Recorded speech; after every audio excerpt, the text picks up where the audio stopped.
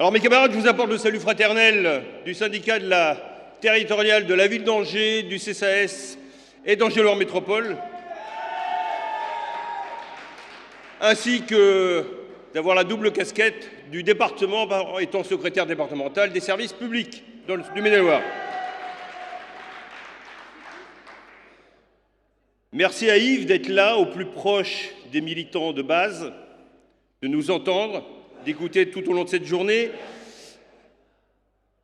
On votera un petit message personnel à notre secrétaire de l'Union départementale. Les pouces-cailloux, comme on aime à les appeler, voteront le rapport d'activité. Alors mes camarades, quelle période nous vivons? Nous pouvons nous féliciter d'être là, en nombre, après plusieurs mois agités, bousculés, à tenir notre représentativité à bout de bras. C'est sur le département, mes camarades, au travers des services publics. Alors, il y a un camarade ce matin qui disait qu'on était nombreux. Oui, on est nombreux sur le Maine-et-Loire. Sur le groupement départemental, c'est près de 1000 cartes, mes camarades, à travers la santé publique, la santé privée et les services publics.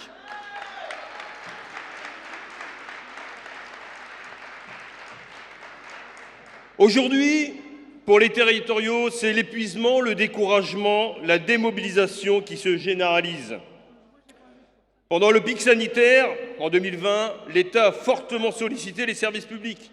Dans de nombreuses collectivités territoriales, ce sont nos collègues, camarades, aides-soignantes, éboueurs, ATSEM, animateurs pour les enfants des soignants, agents administratifs d'état civil, propreté publique, et sans oublier tous les agents repositionnés pour aider ces mêmes services. Et pour les remerciements, la reconnaissance, un os à ronger avec la fameuse prime exceptionnelle de Covid. Voilà, mes camarades, comment sont considérés les derniers de cordée, de corvée, les invisibles. Pour les territoriaux, nous avons à nouveau formulé à nos élus, on aime à les appeler les locataires, tous ces élus de collectivités territoriales.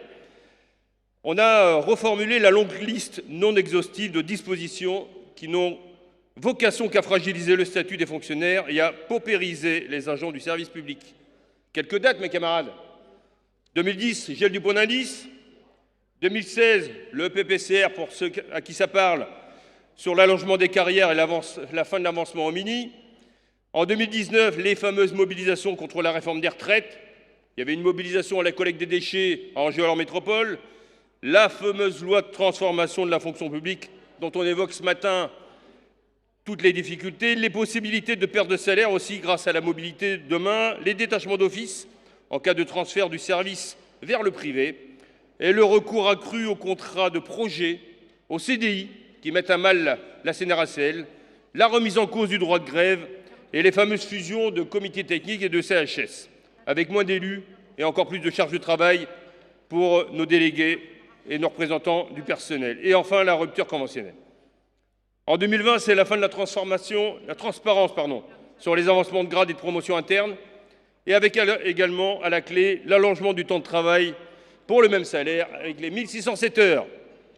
Et 2021, pour affirmer tout cela, l'entrave à l'exercice de nos fonctions par la mise en place du pass sanitaire. Mes camarades, c'est 40 ans de régime sec pour la fonction publique depuis 1982. Cela se décline ainsi dans nos collectivités, et dans la mienne en particulier, avec M. Béchu, futur ministrable. On a hâte qu'il s'en aille. Et cela se traduit par quoi?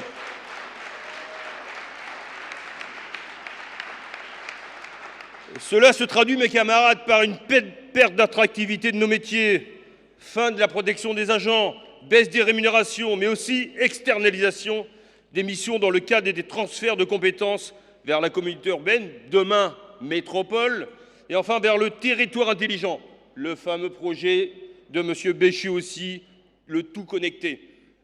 Juste pour info, on a eu une cyberattaque il y a 1 an, on n'en est encore pas sorti. Alors, mes camarades, jusqu'à quand allons-nous accepter cette grande braderie, mes camarades? On a quelques mobilisations sur à la fois le département et puis la ville d'Angers. Sur le département, c'est une EHPAD à Chantosso. c'est à l'est du département, à la limite de la Loire-Atlantique. Une EHPAD donc territoriale, 45 lits, 35 personnels, taux d'occupation 100% avec une liste d'attente relativement longue, une structure à l'équilibre financier que l'ARS veut fermer.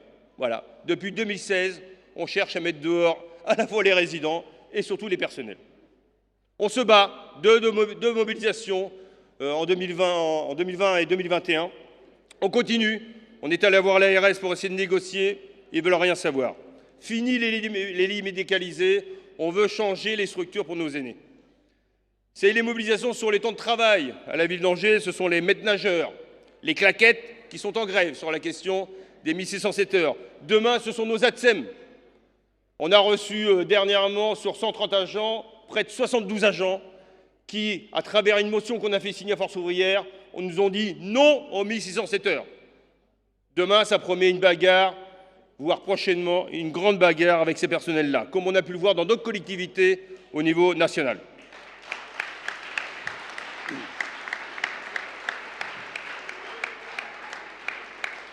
C'est la question aussi, mes camarades, des temps d'activité périscolaire. Magali est revenue un petit peu ce matin.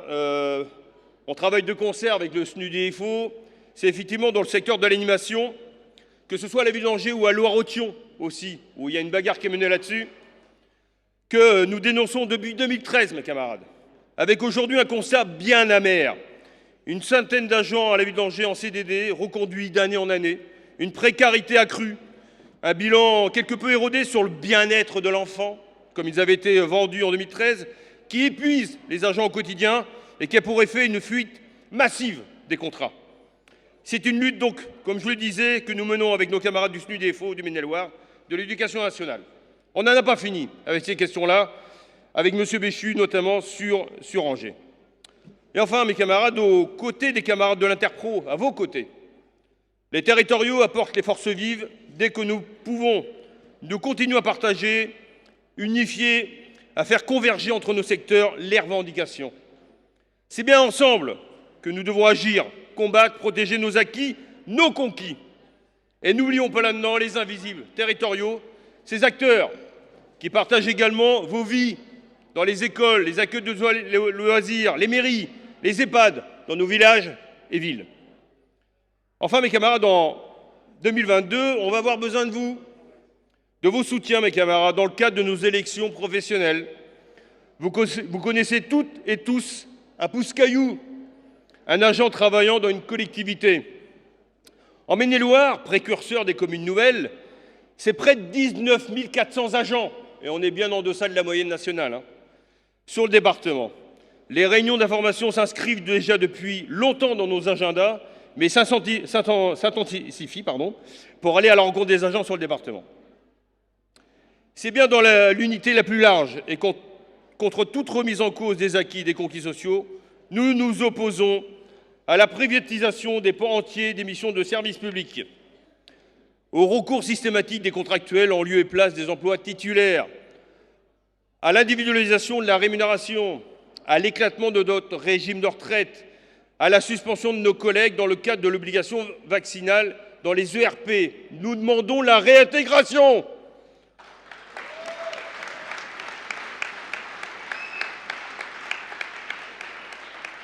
Mes camarades, la coupe est pleine, elle déborde, l'heure est à la mobilisation. Oui, à une augmentation générale immédiate des salaires des agents de la fonction publique. Yves, c'est pas 183 €, c'est 183 points qu'on veut.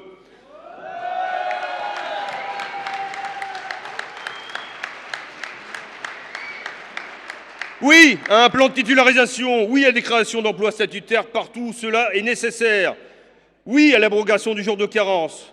Oui à la revalorisation des pensions. Oui au maintien et à l'amélioration de notre régime particulier de retraite et du code des pensions civiles et militaires ainsi que de la CNRACL. Et naturellement, oui à l'abrogation de la loi sur la transformation au profit de mesures renforçant et rénovant le statut général et permettant un meilleur fonctionnement des services publics.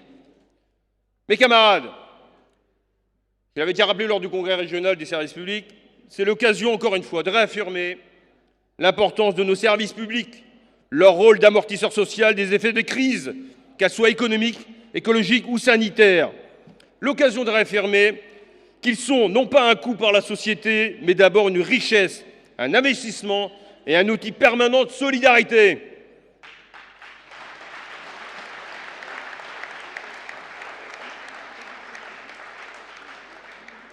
À mon tour, à notre tour, merci à Anne-Marie pour son dévouement, pour son renfort au quotidien auprès de nous les territoriaux et les pousse-cailloux.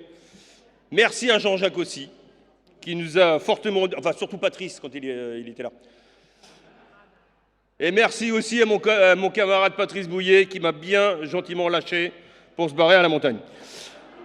Enfin, mes camarades... Je t'en devais une. Enfin, c'est bien ensemble, mes camarades, public-privé, pour la convergence des luttes. Vive l'Union départementale Force ouvrière, vive le syndicalisme libre et indépendant, vive la CGT Force ouvrière.